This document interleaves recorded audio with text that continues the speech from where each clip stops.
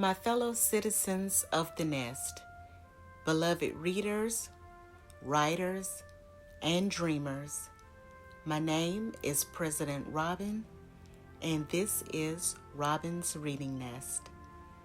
Today, I stand before you with immense pride and a heart full of gratitude, for it is you, the passionate, bookish souls of our great nation, that make the nest. Whether you are lost in the pages of a fantasy epic, absorbed in the intricacies of history, or crafting your own tales of heroism and intrigue, it is the love of stories that binds us together. As your president, I vow to ensure that our society remains built on the power of knowledge, imagination, and most importantly, the written word. In this great land, every book is a doorway, every library a treasure trove, and every citizen is both a reader and a creator. Together, we've reached unprecedented heights. Our publishing houses are thriving, our libraries are overflowing, and our hearts beat with the excitement of new adventures yet to be discovered. But the journey doesn't stop here. The story of the nest is a living, breathing thing, and it's in our hands to write its next chapter. I am here to listen to you, the citizens of the nest, your hopes, your dreams, and yes, even your literary critiques. Together, we will continue to ensure that our great nation remains a sanctuary for all who seek knowledge, creativity, and the joy of a well-written tale. So let's turn the page and look to the future, for the best chapters of the nest are yet to be written. Thank you for your trust, your passion, and your unyielding love of books. Thank you.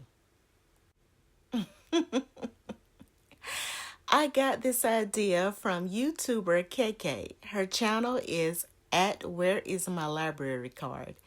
She did a video entitled, Would You Survive Under My Bookish Laws? She asked her followers to send her laws that they would like for her to pass or veto.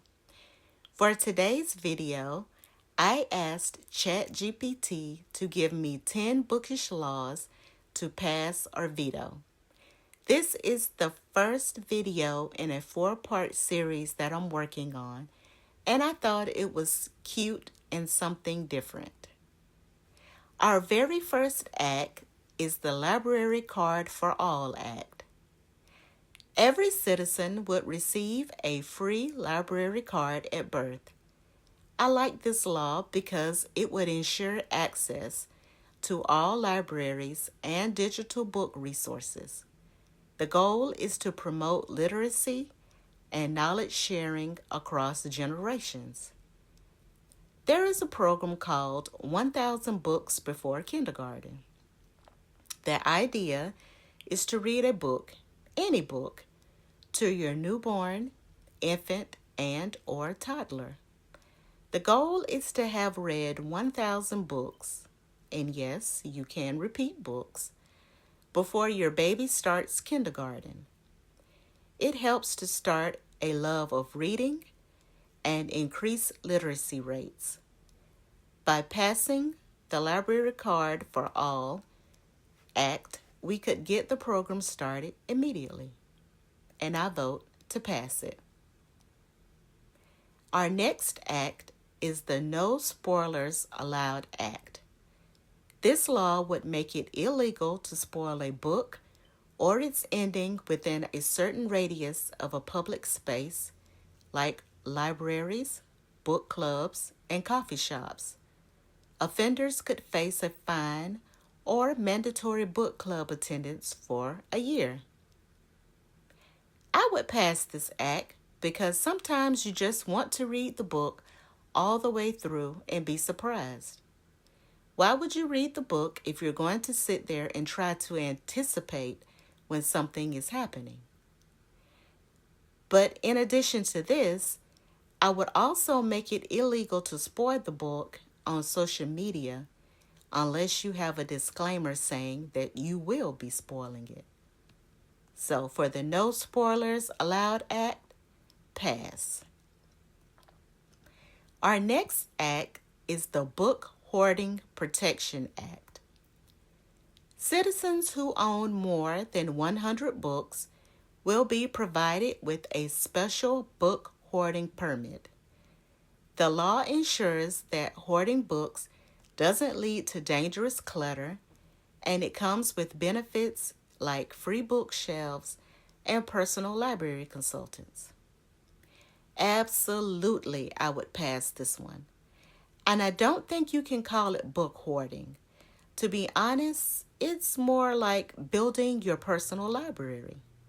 You can never have nor hoard too many books. In addition, you're getting free bookshelves and a personal library consultant. Somebody to organize your books by color, cover design, height. This will also in turn create jobs, which means we can build the economy. We will need to hire people to build the bookshelves and to curate the books. This is a win-win situation, so yes, I vote to pass this one. Number 4, the paperback versus hardback fairness law.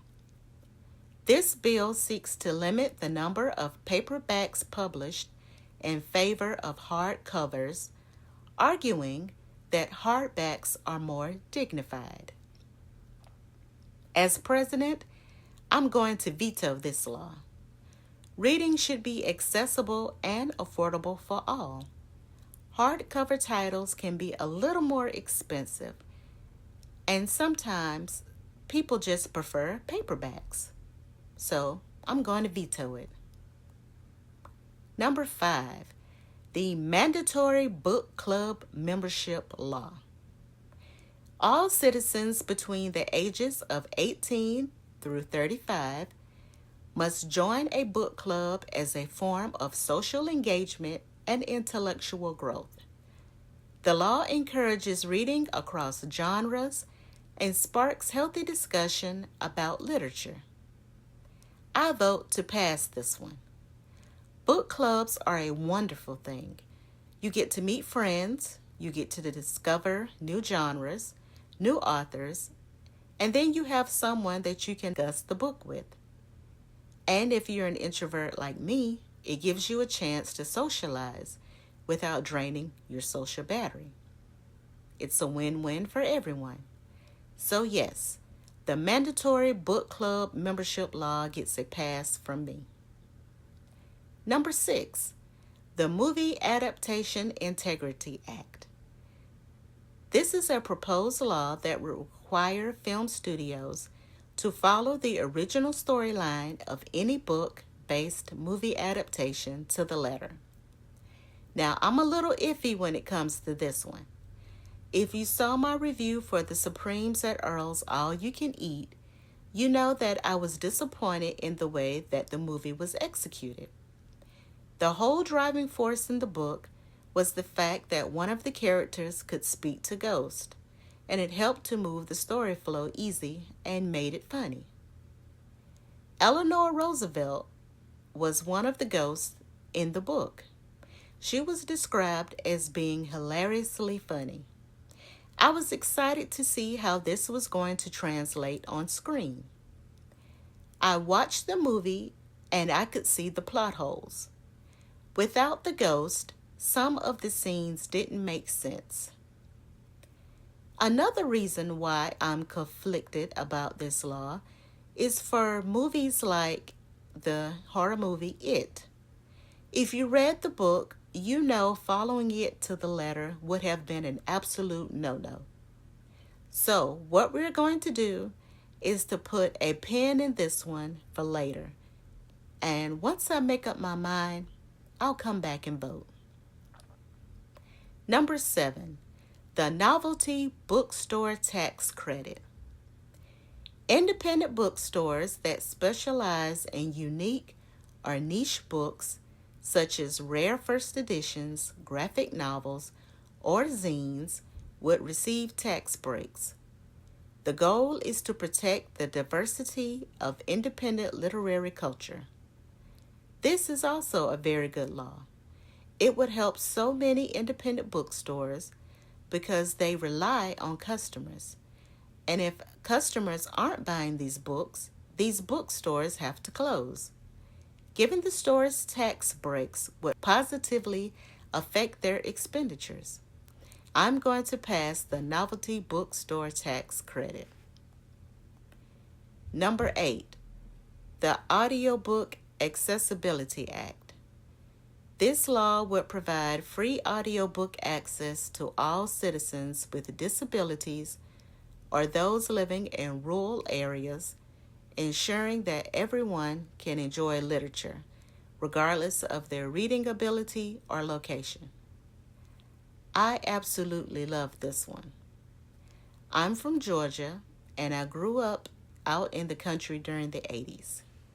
Once we got home on the weekends, we usually stayed there until it was time to go back into town for school or work on Monday. The library was in town, so there was no way I was going to ride my bike or walk there. And the bookmobile only went within the city limits. By implementing this act, a child could have hit the 1,000 books before kindergarten easily.